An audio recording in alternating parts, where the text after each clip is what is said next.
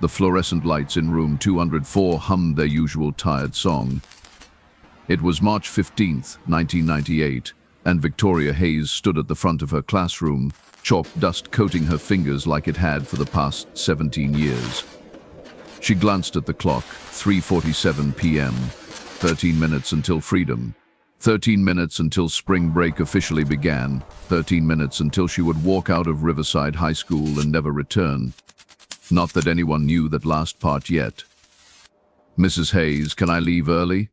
Tommy Bradford whined from the back row, his baseball cap turned backwards despite school policy. "My mom's waiting." Victoria smiled, that practiced teacher smile, the one that said no without actually saying it. "Tommy, when your mother arrives at 4 p.m. as scheduled, you may leave. Until then, you will sit there and contemplate the difference between foreshadowing and dramatic irony, which you clearly failed to grasp on Friday's quiz." A few students snickered. Tommy slumped lower in his seat, muttering something about how spring break should start at noon like civilized schools did. Victoria ignored him, turning back to the whiteboard where she had written, Monday, March 23rd, essays due on the telltale heart.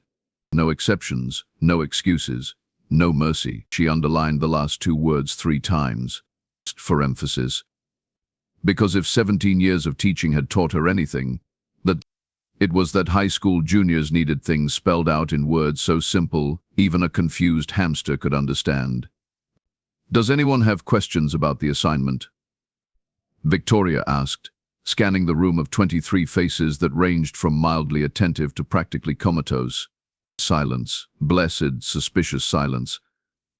"Wonderful," she said, setting down her marker.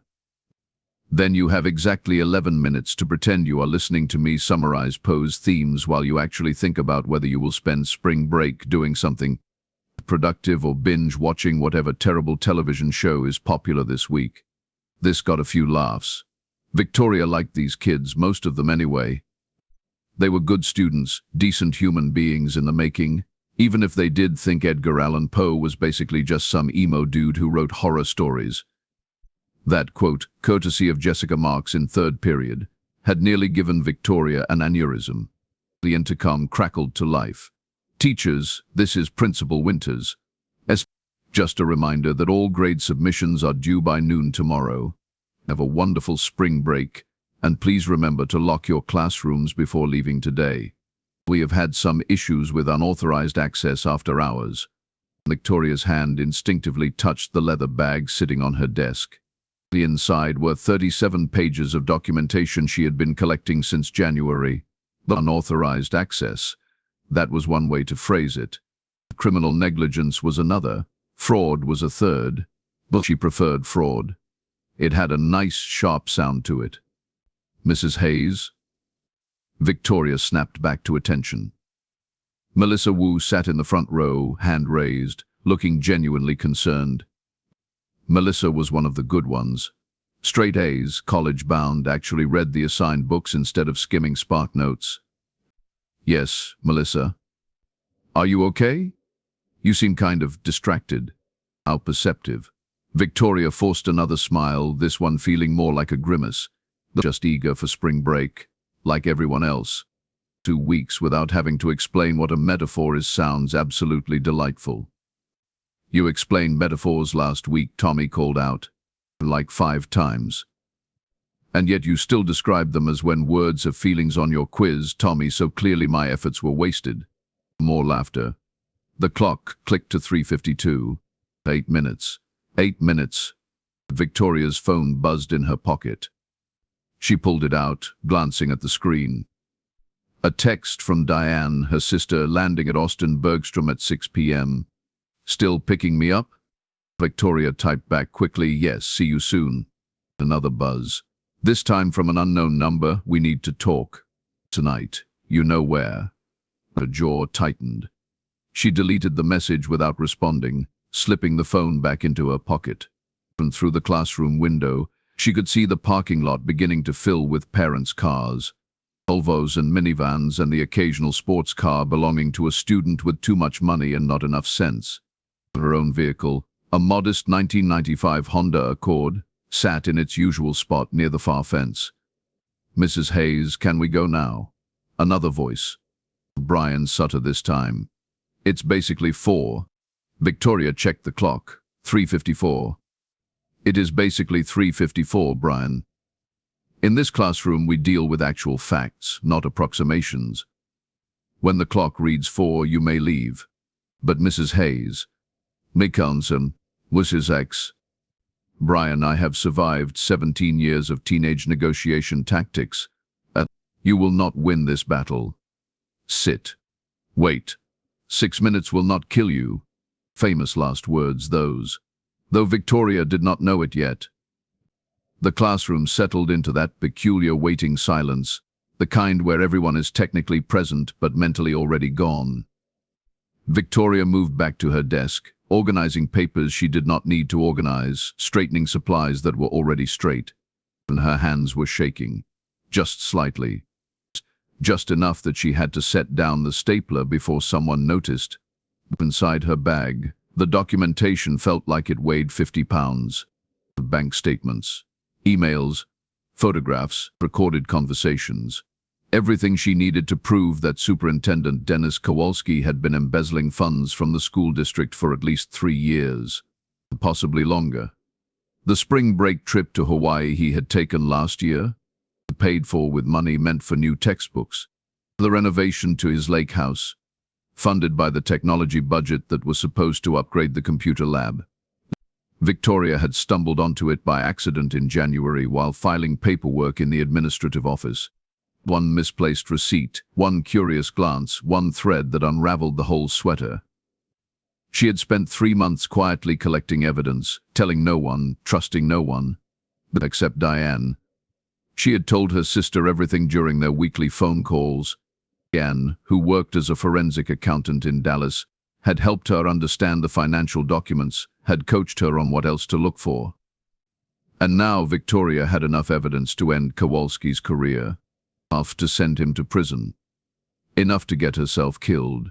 And that last thought had occurred to her only recently. Last week, to be exact, when she had noticed her office door unlocked one morning despite knowing she had secured it the night before. When files on her computer had been accessed while she was teaching. When that strange car, a dark blue sedan, had followed her home 3 days in a row before disappearing. Maybe she was being paranoid. Maybe those were coincidences. But Victoria Hayes had not survived 17 years teaching high schoolers without developing a finely tuned instinct for when something was wrong. And something was definitely wrong. The clock hit 4. The bell rang. 23 students exploded from their seats like they had been launched from cannons. Essays due Monday. Victoria called after them. Properly formatted. Double-spaced. 12-point font. They were gone. They were gone. The classroom emptied in approximately 14 seconds, leaving behind the usual debris field of forgotten pencils, crumpled papers, files, and one abandoned backpack that someone would frantically call about later. But Victoria exhaled slowly. Alone at last. She grabbed her bag, slinging it over her shoulder, feeling the weight of all those documents. The hallway outside was filled with the sounds of lockers slamming, voices echoing, footsteps thundering. Spring break energy. She locked her classroom door, testing the handle twice, and old habits. The walk to the parking lot took 3 minutes. Victoria nodded at other teachers as she passed. Mr. Ferguson from math. Mrs. Liu from science, Coach Davidson from gym. Normal people heading home to normal spring breaks. Victoria wondered if any of them suspected, and if any of them knew what she had been doing these past 3 months. The parking lot was already half empty. Victoria's Honda sat waiting for her, faithful as always. She clicked the unlock button on her key fob, opened the door, tossed her bag onto the passenger seat. The car started with its usual reluctant cough. She needed to get the engine checked after spring break. After she turned over the evidence to the state education board. After this was all finished. Her phone buzzed again. The unknown number, last chance. Tonight, 8 p.m., Old Miller Warehouse off Route 71. Come alone or this gets complicated. Victoria stared at the message. Her hands were shaking again, harder now. She should call the police. She should call Diane. She should do anything except what the message was telling her to do. Instead, she deleted it and put the car in reverse. The drive from Riverside High School to Austin Bergstrom International Airport normally took 45 minutes. Victoria made it in 38, speeding slightly, changing lanes perhaps too aggressively, checking her rear-view mirror every few seconds. The dark blue sedan was nowhere in sight. Good. Maybe she really was just paranoid. Diane's flight landed on time. Miracle of miracles. Victoria found her sister at baggage claim, looking tired but sharp in her business suit, pulling a small roller suitcase behind her. They hugged, brief but genuine. "You look terrible," Diane said, not unkindly, just stating facts. "Thank you. You look freshly descended from an airplane." They walked toward short-term parking. Diane glanced sideways at her sister. "You brought the files." Victoria patted her bag. "All of them. Everything we need." "And you are sure about this? Once we hand this over, there is no going back." "I am sure." Victoria was not sure. She was terrified. But she was also right, and being right mattered more than being safe. They reached the Honda.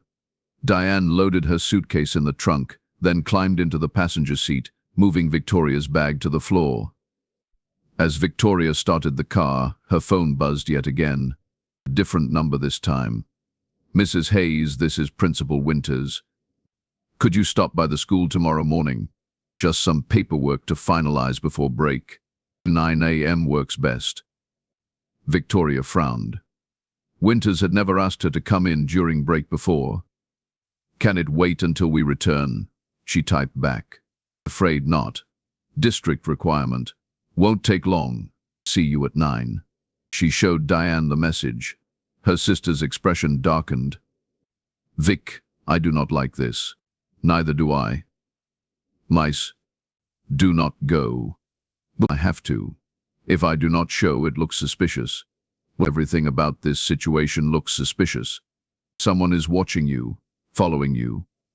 Now suddenly the principal needs to see you during spring break for mysterious paperwork." Victoria pulled out of the parking garage, merging onto the highway back toward Austin. The sun was setting, painting the sky orange and purple. Beautiful, in a way that felt vaguely ominous. What else can I do? Run? Hide? Yes, exactly that. We take the evidence straight to the FBI field office in San Antonio tonight. Right now. Skip town until they make arrests. Victoria shook her head. The FBI will not take this seriously without more time to review. You know that. We need to be smart. Strategic. Think. Smart is not getting murdered, Victoria. They drove in tense silence for several miles. Victoria's knuckles were white on the steering wheel. Another text arrived, again from the unknown number, 7 p.m. Changed my mind. Miller Warehouse. Be there. Leon, she showed Diane. Absolutely not, Diane said. You are not meeting some anonymous threatener in an abandoned warehouse at night. And that is literally how every murder documentary begins. Maybe they have information. Maybe they want to help. Or maybe they want to make sure you cannot testify. Victoria, use your brain here. Victoria's phone rang. Unknown number again. Against her better judgment, she answered, putting it on speaker. Hello? Roland. Heavy breathing. Then a male voice distorted, like someone speaking through a modifier, Mrs. Hayes. You have been collecting things that do not belong to you. Who is this? Someone who wants this to end quietly. You have two choices. Destroy the evidence and forget everything you think you know, or keep pushing and learn why most people mind their own business. I am a teacher. The business of educating students with district funds properly used is absolutely my business. A low chuckle, brave. Stupid. But brave. Miller Warehouse.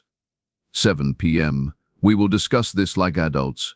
Or you can ignore this call and see what happens to brave, stupid teachers who stick their noses where they do not belong. The line went dead. Diane looked at Victoria with pure fury. The call. The police. Now, Victoria's hands were shaking so badly she could barely hold the phone. She pulled off at the next exit, parking in a gas station lot. For a long moment she just sat there, breathing, trying to think. Vic. Mom. I need to go to that warehouse. Have you lost your mind? If I do not go, they will assume I went to the authorities, which means they will either run or they will come after me. If I go, maybe I can buy time. Record the conversation. Get more evidence. Run or get killed. Victoria turned to her sister. Diane, this is bigger than me being scared. Kids are suffering because money meant for education is lining someone's pockets. If I do not stand up now, I am complicit. I am part of the problem. Tears were streaming down Diane's face. I do not want to identify your body. You will not have to. Victoria said it with more confidence than she felt. I will wire myself. You will stay nearby in the car with your phone ready to call 911. I will go in, have the conversation, get what I can, leave. Simple. Natari. Nothing about this is simple. But Victoria's mind was made up. She checked the time, 6:23 p.m., 37 minutes until the meeting. They needed to move fast. She pulled back onto the highway, heading not toward her apartment but toward an electronics store she knew stayed open late. Diane protested the entire way, but Victoria could tell her sister understood. This was happening. The only question was whether they would be smart about it or not. The electronics store had exactly what they needed, a small recording device that could clip inside a jacket. Victoria bought two, just in case. They also grabbed a prepaid phone, emergency supplies, and a flashlight. The clerk looked at them suspiciously but said nothing. Probably assumed they were planning some kind of surprise party. Surprise. By 6:52 p.m., they were parked 3 blocks away from the old Miller warehouse off Route 71. The building loomed against the darkening sky, windows broken, walls tagged with graffiti. Victoria could see one vehicle in the lot, a dark blue sedan. Well, of course it was. She clipped the recording device inside her jacket, tested it twice, made sure Diane had 911 ready on speed dial. If I am not out in 30 minutes, call the police. I am calling them in 20. Fine, 20. They hugged. Diane was crying again, and Victoria was not. She felt strangely calm now, like she had stepped outside her body and was watching someone else walk toward an abandoned warehouse at dusk to meet a potential murderer. That person seemed very brave. Very stupid, but very brave. The warehouse door was ajar. Victoria pushed it open, stepping inside. The interior was exactly as abandoned as the exterior suggested, empty, echoing, smelling of dust and decay. Her footsteps sounded impossibly loud. Hello, she called out. A figure emerged from the shadows at the far end. Male, tall, wearing dark clothes and a ski mask. Because of course he was wearing a ski mask. This was apparently a cliché factory tonight. Mrs. Hayes, you came. You gave me an invitation I could hardly refuse. He moved closer. Victoria forced herself to stand still, to not run, to breathe normally. The recording device was running. Everything would be captured. You have caused quite a bit of trouble, the man said. His voice was different without the phone modifier. Older, educated, familiar somehow. I exposed quite a bit of theft, Victoria corrected. There is a difference. Semantics, mantics, law, Gilbeer. He laughed, but it was not a friendly sound. You think this is about law? This is about survival, about keeping things running smoothly, about not rocking boats that do not need rocking. Those boats are sinking students' futures. Dramatic. I expected better from an English teacher. Victoria's heart was pounding so hard she thought he might hear it. What do you want? The evidence. All of it. Copies, originals, everything. Hand it over and this ends. You go on spring break, come back in 2 weeks, teach your classes, live your life. No harm, no foul. And if I refuse? He pulled something from his pocket. Victoria tensed, expecting a gun. Instead, he held up a photograph. She could not see it clearly in the dim light, but she did not need to. She knew what it showed. Your sister Diane, currently sitting in a Honda Accord 3 blocks away. Pretty woman. Be a shame if something happened to her while you were being stubborn. The temperature in the warehouse seemed to drop 20 degrees. You leave her alone, Victoria said, her voice barely above a whisper. Then give me the evidence. Victoria's mind raced. The files were in her bag. They were in the car. With Diane, she had not brought them into the warehouse because she was not completely stupid, despite what this situation suggested. But if she admitted that, if she told this man where Diane was, it is hidden. Safe. Somewhere you will never find it.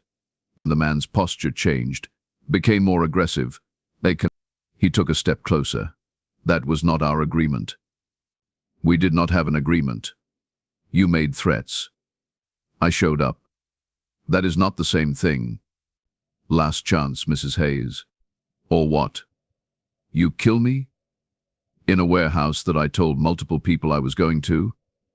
While wearing a ski mask that suggests premeditation. You are not that stupid, neither am I. For a moment, nothing happened. Then the man reached up and pulled off his ski mask. Victoria stopped breathing. It was not Superintendent Kowalski. It was Principal Winters. Surprise, he said. Bet you did not see that coming. Victoria felt the world tilt sideways. Principal Winters, the man she had worked under for 8 years, and the man who had hired her, evaluated her, praised her teaching methods at faculty meetings, the man who sent cheerful emails about school spirit and reminded everyone to lock their classrooms. To you, she managed to say, you are working with Kowalski. Winters laughed, but there was no humor in it, just exhaustion. Working with him? Mrs. Hayes, Dennis Kowalski is an idiot who could not embezzle lunch money without leaving a paper trail. No, I am not working with him. I am cleaning up after him. There is a significant difference. Victoria's recording device was still running. Every word was being captured. She needed to keep him talking. You knew about the embezzlement. Knew about it? I discovered it 2 years ago while auditing district accounts. Dennis had been siphoning funds since 1995, maybe earlier. Clumsy, obvious, destined to be caught eventually. So I had a choice, report him and watch the entire district collapse under scandal, or manage the situation quietly. By joining him, and by replacing him. Winters moved to a broken window, looking out at the parking lot. Dennis does not know I know. He thinks he is clever. Meanwhile, I have been redirecting his stolen funds, covering his tracks, making sure nobody notices, including you, until you went digging where you should not have. Victoria's mind was spinning. The superintendent does not know you are involved? Of course not. He is too arrogant to suspect his own principal. Men like Dennis always assume they are the smartest person in the room. Makes them easy to manipulate. But then why threaten me? Why not just expose Kowalski yourself? Winters turned back to face her. His expression was almost pitying. Because exposure means investigation. Investigation means auditors. Auditors mean they find not just Dennis's theft, but mine. And unlike Dennis, I have been smart about it. Offshore accounts, shell companies, investments that look legitimate until someone examines them closely. How much? Victoria asked. How much have you stolen? Stolen is such an ugly word. I prefer redistributed. And the answer is approximately $4.7 million over the past 5 years. Give or take. Maikun, 4.7 million. Victoria felt sick, that money was for students. That money was wasted on students who barely graduate. Who end up working minimum wage jobs anyway. I took funds that would have been poured into a broken system and invested them properly. My children attend private schools now. My wife has the medical care she needs. My retirement is secured. I did what any rational person would do when presented with opportunity. You stole from children to buy yourself a comfortable life. I ensured my family's survival in a world that does not reward teacher salaries. Do not stand there and judge me. Victoria, you have no idea what it is like watching your wife suffer because you cannot afford experimental treatments insurance will not cover. You have no idea what it is like realizing you will work until you are 70 and still die broke. I saw a chance to fix that. I took it. Victoria's hand drifted toward her jacket pocket, where her phone was hidden. If she could signal Diane somehow, but Winters noticed the movement. Do not, he said quietly. Do not make this harder than it needs to be. What are you going to do? Kill me? And of course not. I am not a murderer, Victoria. I am a pragmatist. You will give me the evidence. Then you will get in your car, drive to the airport with your sister, and take a very long vacation. By the time you return, certain arrangements will have been made. Dennis will be conveniently caught, arrested, prosecuted. The district will recover. You will be hailed as the whistleblower who saved Riverside High School. And everyone wins. Except Dennis goes to prison for your crimes. Dennis goes to prison for his own crimes. I will simply ensure the investigation does not look any further than him. He makes a perfect scapegoat. Greedy, sloppy, unlikable. Juries will eat it up. Mum, Victoria stared at him. And you actually think I will agree to this? I think you will agree because the alternative is unpleasant. Not for you. For Diane. For your elderly mother in that nursing home in Dallas. For your nephew who just got accepted to college. I have done my research, Victoria. I know exactly how to motivate you. The sickness in Victoria's stomach turned to rage. You threaten my family and expect me to cooperate. I am not threatening. I am explaining consequences. If you pursue this, if you turn over that evidence showing Dennis's theft, investigators will eventually find my involvement. When that happens, I will need to disappear. But before I go, I will make sure certain people pay the price for my inconvenience. That is not a threat. That is a fact. You are a monster. I am a survivor. There is a difference. Winters checked his watch. You have had 15 minutes to think this over. I assume your sister is getting nervous, probably ready to call the police. So let us make this simple. Tell me where the evidence is hidden, agree to my terms and walk away. Or refuse. And spend the next several years watching everyone you love suffer accidents, illnesses, financial ruin. Your choice. Victoria's recording device had captured everything. Winters' confession, his threats, his admission of guilt. It was enough to destroy him, but only if she survived long enough to use it. The evidence is in a safe deposit box. She lied. First National Bank downtown. I am the only one with access. Winters studied her. You are lying. I am not. Victoria, I have been an administrator for 23 years. I know when students lie. I know when teachers lie. You are terrible at it. The evidence is close. Probably in your car. Probably in that bag you always carry. He started walking toward the warehouse door, toward the parking lot, toward Diane. Victoria moved without thinking. She grabbed a piece of broken metal pipe from the floor and swung it at Winters' head. He ducked surprisingly fast for a man in his 50s, and the pipe clanged against a support beam. Really? He said. Violence? From an English teacher? You threatened my sister. And now you threaten me. I suppose we are even. Winters pulled something from his jacket. But this time it was a gun. A small revolver, silver, looking almost antique. Victoria froze. Then, I really did not want to do this, Winters said. But you are forcing my hand. Here is what is going to happen. You will walk to your car. You will retrieve the evidence. You will hand it to me.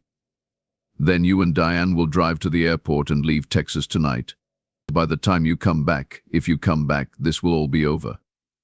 And if I refuse, he pointed the gun at her chest, Then I shoot you, retrieve the evidence myself, and tell the police I caught you meeting with an accomplice. Self-defense.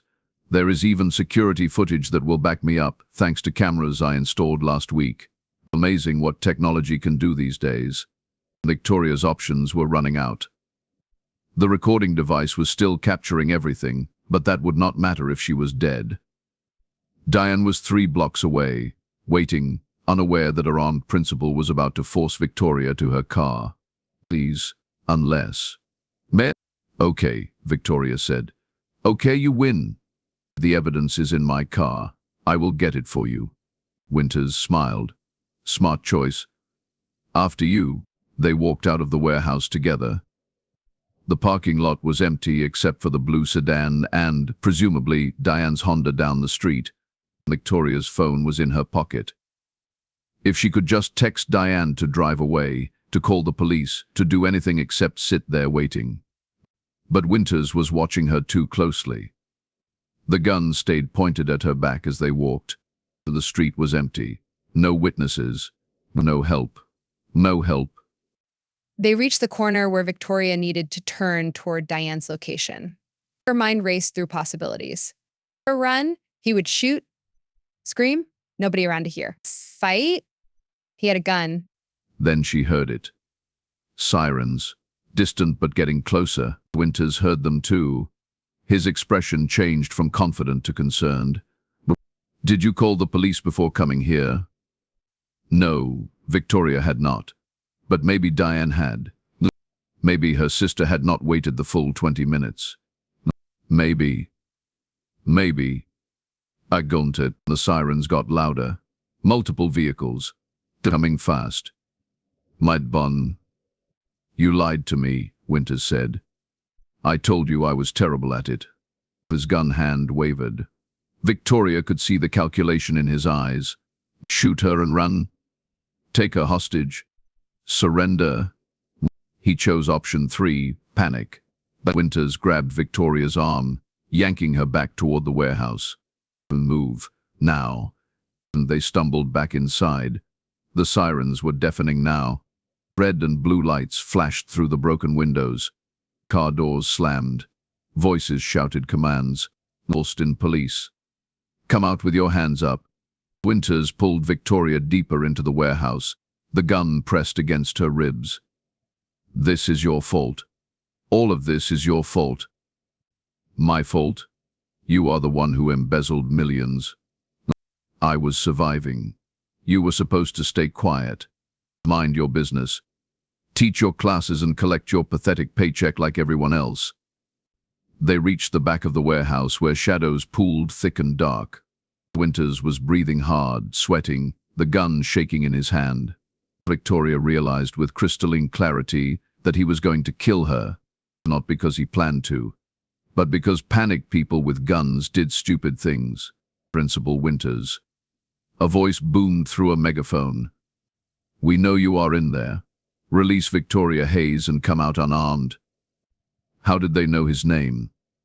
Victoria had not told anyone except Diane. Unless. Your sister recorded our phone call earlier, Winters said, reading her expression. She must have traced the number, figured out it was me, called the police. Clever. Too clever. They you. So what now? You shoot me and spend life in prison. Great plan. Shut up. Let me think. But there was nothing to think about. The warehouse was surrounded. Police were probably moving into position right now. SWAT teams. Negotiators. This was over. Unless Winters was crazy enough to think he could shoot his way out. I can fix this, he muttered. I can spin this. Say you attacked me. Say you were working with Dennis. Say. It is over, Victoria said quietly. You lost. Just surrender. I did not lose. I never lose. I am the principal. I am in charge. The megaphone voice again. You have 60 seconds to release the hostage and exit the building. Winters pressed the gun harder against Victoria's ribs, and she could feel the cold metal through her jacket. We are leaving through the back exit. There is a drainage tunnel that leads to the highway. We use you as a shield, get to my car, drive to Mexico. It can work. That can work. That is the stupidest plan I have ever heard. Actually, Victoria did. It involved the broken metal pipe she had spotted on the floor 2 feet to her left. It involved Winters being distracted by the police. It involved her being willing to take a risk that might get her killed. She took the risk. Numb. Victoria dropped suddenly, twisting away from the gun. Winters, surprised, fired. The bullet went high, sparking off a metal beam. Victoria grabbed the pipe and swung it at his knees. He collapsed with a scream, the gun clattering across the concrete floor. She ran, not toward the back exit but toward the front entrance where police lights strobed. Her legs felt like rubber. Her heart hammered so hard she thought it might explode. Behind her, Winters was shouting, cursing, scrambling for the gun. Another shot rang out. The bullet whistled past Victoria's head, so close she felt the air displacement. She dove behind a concrete pillar just as the warehouse's front door burst open. Police. Drop your weapon. Stay back. Winters screamed. Stay back or I will kill her. But Victoria was not with him anymore. She was 30 feet away, crouched behind the pillar, watching as 6 officers swarmed into the warehouse with weapons drawn. Red laser sights danced across Winters's chest. It is over, one officer said calmly. Put down the gun. For a moment, Victoria thought he might do it, might surrender, might accept that his carefully constructed embezzlement scheme had collapsed. Instead, Winters raised the gun toward the officers. They fired simultaneously. 3 shots, 4, maybe 5. Victoria lost count. Winters jerked backward, blood blooming across his white shirt, and fell. The gun skittered away across the floor. Nobody moved to pick it up. An officer approached Victoria's pillar, hands visible, voice gentle. Mrs. Hayes? Are you injured? She was not. Terrified, shaking, ears ringing from gunfire, but not injured. No, I am okay. Can you walk? Yes. Monty. They led her outside. The parking lot was filled with police vehicles, ambulances, fire trucks. And flashing lights turned everything red and blue and white. Diane was there, crying, running toward her. They collided in a hug that nearly knocked them both over. You are alive. Diane sobbed. Oh God, you are alive. You called the police. Of course I called the police. 20 minutes my rear end, I called them after 5. Then I traced that phone number from earlier and it was Winters and I told them everything and they got here as fast as they could. A paramedic tried to check Victoria for injuries, but she waved them away. I am fine. Check him. She pointed toward the warehouse where officers were loading Winters onto a stretcher. Still alive, apparently. Still breathing. A detective approached. Older woman, gray hair, kind eyes. Mrs. Hayes, I am Detective Morrison. We need to take your statement. That I recorded everything, Victoria said. She pulled the device from her jacket. His confession. The threats, all of it. Morrison took the recorder carefully like it was made of glass. You did good work here. Dangerous work. And stupid work, honestly. But good. Is he going to survive? Probably, which means he will stand trial. Which means we will need you to testify. Victoria nodded. She felt numb. The adrenaline was wearing off, leaving behind exhaustion so complete she could barely stand. Diane held her upright. There is more, Victoria said. Superintendent Kowalski. He started this. Winters was just covering for him. Stealing even more, there are files. Evidence. Everything you need to prosecute both of them. Morrison's eyes lit up. Where? In my car. 3 blocks that way. She pointed vaguely. They retrieved the Honda. The bag with all the documentation was still on the floor where Diane had moved it hours earlier, a lifetime earlier. Morrison flipped through the files, her expression growing grimmer with each page. This is extensive, she said. How long have you been investigating? 3 months. Since January. And you did not think to involve law enforcement earlier. Victoria laughed. It came out slightly hysterical. I thought about it, obviously should have done it. But I wanted to be certain. wanted ironclad evidence. Guess I watched too many legal dramas where cases get dismissed on technicalities. Well, there will be no technicalities here. Between your documentation and Winters' recorded confession, both men are finished. The district attorney is going to love this case. They spent the next 4 hours at the police station. Victoria gave her statement 3 times to 3 different people. She drank terrible coffee and ate vending machine crackers and watched Diane argue with officers about protective custody. Eventually, they were allowed to leave with the understanding that Victoria would be available for further questioning. It was nearly midnight when they finally reached Victoria's apartment. Small, modest, filled with books and papers and the accumulated debris of 17 years teaching. Diane insisted on staying the night. Victoria did not argue. They sat on the couch, too wired to sleep despite the exhaustion. The television played the news on mute. Victoria's phone buzzed constantly with messages from other teachers, students, parents.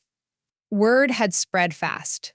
"You realize you are going to be famous," Diane said. "Teacher who exposed corruption, survived hostage situation, brought down a criminal principal.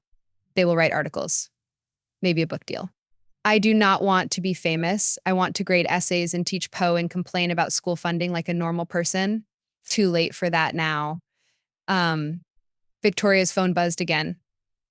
This time it was a news alert. Riverside High School principal shot after hostage standoff. Superintendent arrested on embezzlement charges. So they had gotten Kowalski too. Fast work. Probably raided his house while Winters was bleeding out in the warehouse. "Spring break is going to be weird," Victoria said. Diane laughed. Actually laughed. "Spring break? Vic, you just survived a murder attempt by your boss. I think spring break is the least of your concerns. But the essays. They are due Monday. I am pretty sure you can give the kids an extension. That sets a bad precedent." They sat in silence for a while. Outside, Austin continued its normal Tuesday night, unaware that a 17-year teaching career had nearly ended in a warehouse off Route 71. Unaware that one stubborn English teacher had refused to mind her business and nearly died for it. "Do you regret it?" Diane asked quietly. "Investigating? Collecting evidence? Almost getting killed?" Victoria thought about it. About the fear. The threats. The gun pressed against her ribs. Winters falling backward in a spray of blood. She thought about $4.7 million stolen from students who deserved better. Oh, textbooks that were never bought. Oh, programs that were never funded. About futures that were limited because adults chose personal enrichment over professional integrity. "No," she said finally, "I do not regret it." Someone had to stand up. Might as well be the English teacher who explains metaphors 5 times and still has students describe them as words with feelings. Diane smiled. "You are either very brave or very stupid." "Probably both." They eventually fell asleep on the couch, exhausted, alive, victorious in a way that felt more draining than celebratory. Outside, police continued investigating the warehouse. Prosecutors began building their cases. Superintendent Kowalski sat in a holding cell, realizing his empire had collapsed in a single evening. And in room 204 at Riverside High School, Victoria's whiteboard still displayed the words, "Monday, March 23rd, essays due on the telltale heart." No exceptions, no excuses, no mercy. She would erase those words eventually. Probably give the kids that extension Diane suggested. But for now, they remained. A reminder that some deadlines matter more than others. That some stories are worth telling, even when they put you in danger. That the telltale heart beating beneath floorboards sometimes belongs to criminals who think they are too smart to be caught. Victoria Hayes survived March 15th, 1998. She would return to teaching after spring break, would testify at 2 trials, would watch both Winters and Kowalski sentenced to federal prison. She would teach for another 12 years before retiring, would write a book about educational fraud that nobody read, would maintain that Edgar Allan Poe was not just some emo dude who wrote horror stories. But that night, sitting on her couch with her sister, drinking terrible coffee and watching muted news coverage of her own near-death experience, she was simply grateful to be alive. The essays could wait, justice could not. And sometimes being a teacher meant teaching lessons outside the classroom, even if those lessons nearly got you killed. Especially then.